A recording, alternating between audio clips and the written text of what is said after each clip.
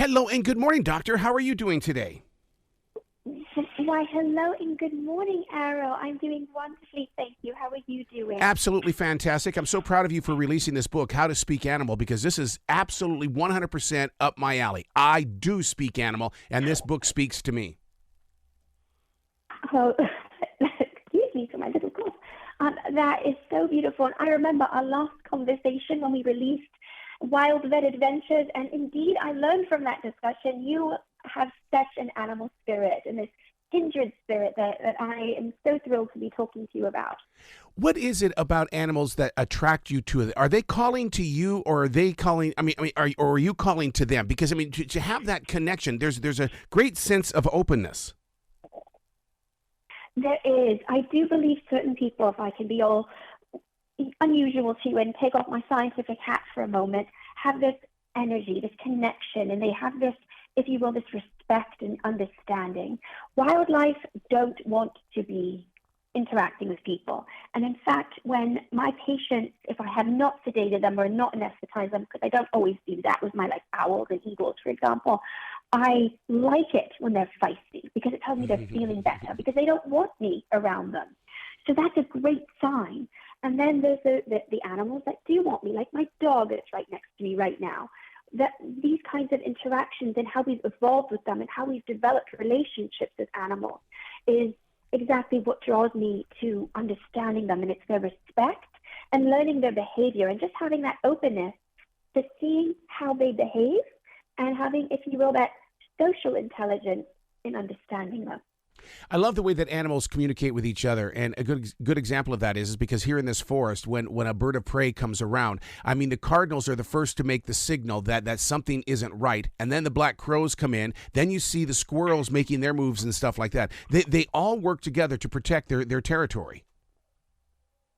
Absolutely, absolutely, and it's interesting they say that they work together. They literally developed this, evolved, if you will, this ability to be like, oh, there's something wrong that the others are cueing into. And they very well, we may not know this yet, but they very well have maybe learned that specific call that specific bird provides is something we should listen to because something that we don't like happens afterwards whenever I hear that call. And they've actually shown that this what's called heterospecific communication, which means transfer of information between different species. So they've actually seen that when marine iguanas are being preyed upon by Galapagos hawks. And it's very hard for them to see, and they're not really able to communicate with one another that a hawk is on its way, but they actually can hear the alarm call of mockingbirds, and they've learned what that call is. Yeah. And then they all start to dash into the water and run away. Sound, body language, and behavior. The human likes to impersonate the animals. Does it get in the way of communicating with them? Absolutely, absolutely, because we are prey, and depending on the animal, your way of moving may totally make no sense to them. You might use your hand the same way a bear might use its paw, but that is not what they want. So they get the wrong idea. They get the wrong message because we're different. As I said, we are prey. So it's interesting how we've really tried, because so many people love animals. Some people want to learn how can we work together. So a lot of work has been done with, for example, dolphins to do that. But we've also tried to develop ASL between higher primates like gorilla, bonobo, and chimpanzee. And with great success that they've actually been able to learn ASL and communicate to us their needs and wants and desires. But that's so different. We're asking them to learn our language. Yep. But we need to be learning theirs, if you will, and respecting that they don't want us part of their conversation. One of the languages that we need to learn, and I've noticed a lot lately, especially this season, is that the deer seem to be, they're getting too friendly. I can walk out into this forest and get within 3 or 4 feet from a 6-point buck. That's not natural. Are they trying to communicate with us, or are they just trying to they're trying to accept us into their atmosphere? We've been the issue. It's not them. It's us. It is us. We've been encroaching. Yeah, we're encroaching on their lands. We're changing their behavior, and that could, in the future, have really deleterious effects. So, if we've destroyed all the wolves in that region, we don't have a natural predator to keep them in check.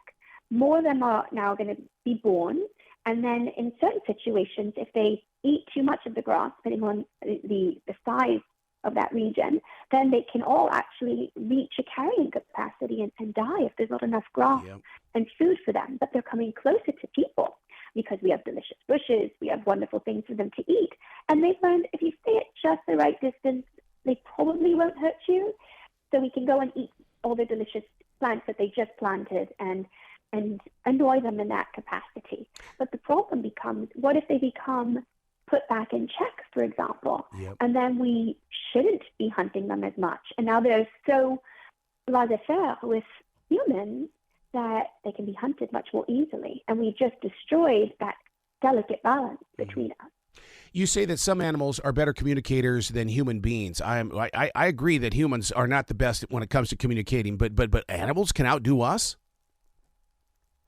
It depends on what we mean by that. So, yes, between species are doing a fantastic job communicating exactly what they need in order to survive and thrive.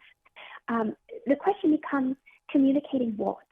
So if the elephants need to communicate that we need to rock and roll and go to another water hole, they're able to really communicate that effectively. In fact, we've shown they're very able to communicate from herd to herd, that there are poachers in a specific region, and you need to get out of that region. In fact, they've figured out which countries they should be moving to, believe it or not.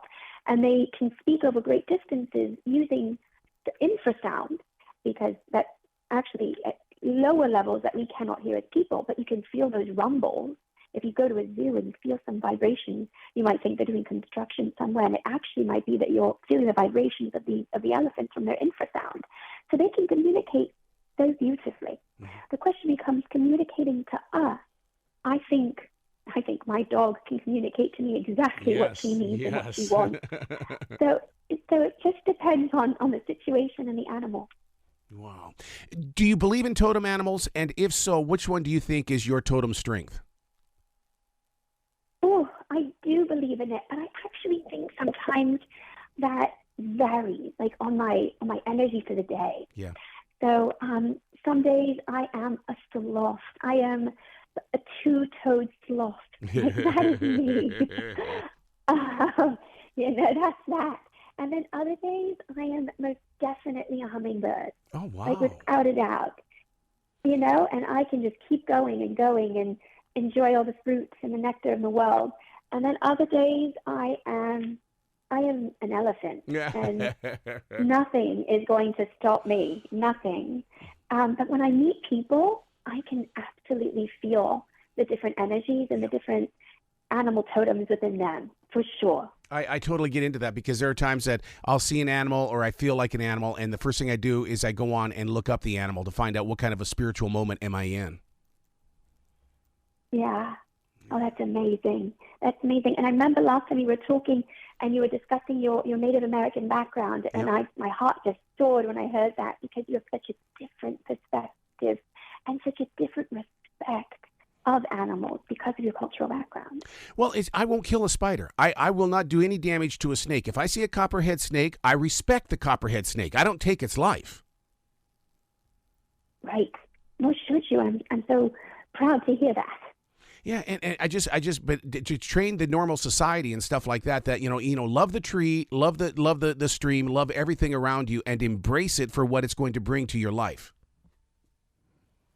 I completely agree with you. So I completely agree, and I think it comes from culture. It comes from what your friends and your family are instilling, and getting knowledge, like from you, from this discussion, how to do it. Absolutely. I'm so proud of you for this book, How to Speak Animal.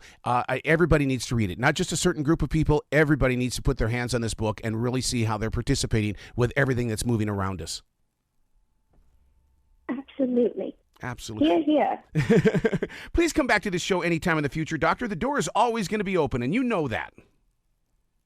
Oh, thank you. It's my pleasure. And stay wild. You betcha. You be brilliant today.